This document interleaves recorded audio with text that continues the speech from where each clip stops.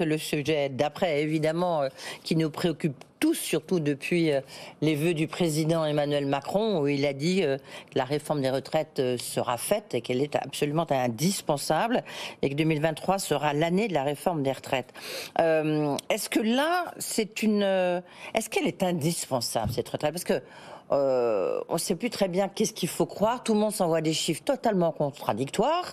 Certains disent, j'écoutais encore un autre très brillant économiste, Elie Cohen, le confrère de BFM TV, qui disait c'est 50 milliards à peu près, 2%, le surcoût du poids des retraites par rapport à aux autres pays comme la France.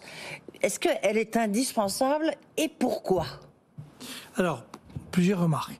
Premièrement, des réformes des retraites. On a le sentiment que c'est une première. Non. Il y a eu 4 grandes réformes des retraites, 4, dont les gens de ma génération et ceux juste après vont sentir le poids. La principale des réformes, c'était celle de Balladur en 93.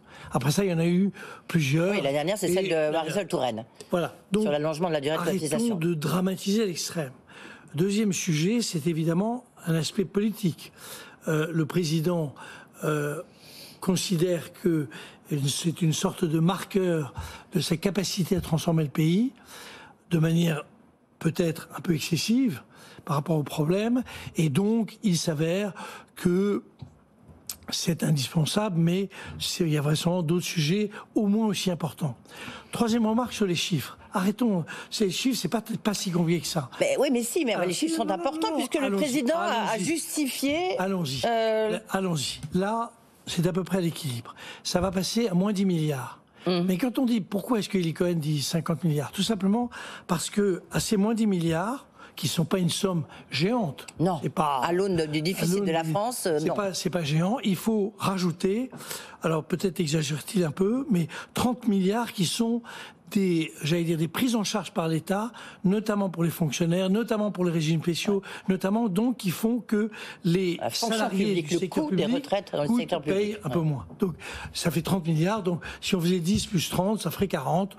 Donc mais est-ce que le système actuel par répartition, auquel les Français sont quand même très attachés, est-ce qu'il est vraiment en danger? Non, bien sûr que non. À ce moment-là, on n'a pas besoin de réformes. Ou c'est Bruxelles qui nous demande les réformes? Bruxelles demande des réformes parce que l'histoire des retraites a au fond, une force symbolique extrêmement grande. Les retraites en France, c'est 14% du PIB. Oui. 14%. Plus, pour les retraités, si vous rajoutez la santé qui est dédiée directement aux gens plus âgés, 6%.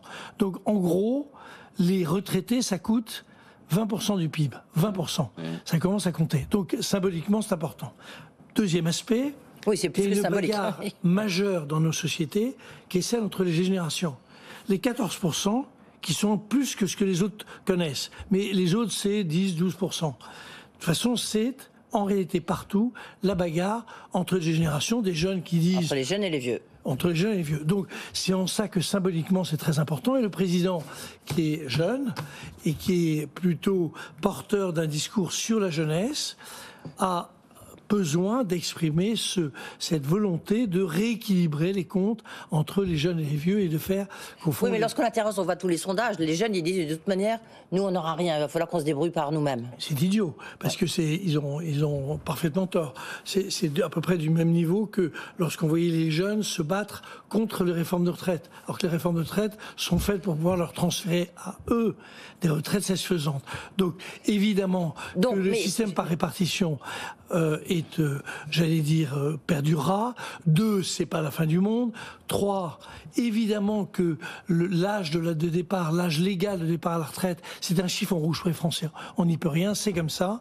Donc c'est vrai que ça... Est-ce qu'il a raison à ce moment-là de s'obstiner? C'est vraiment... On voit bien tous les syndicats qui vont être reçus demain et après-demain, les partenaires sociaux par Elisabeth Borne, on voit bien qu'ils sont tous vent debout contre cette réforme. Oui, ils étaient comme vent debout au moment de la deuxième réforme Sarkozy, qui était à 62 ans. Donc ils seront, je pense ça se terminera à 64 ans. Donc 65 ans, c'est une manière d'entrer dans la négociation pour vous? Dans la négociation.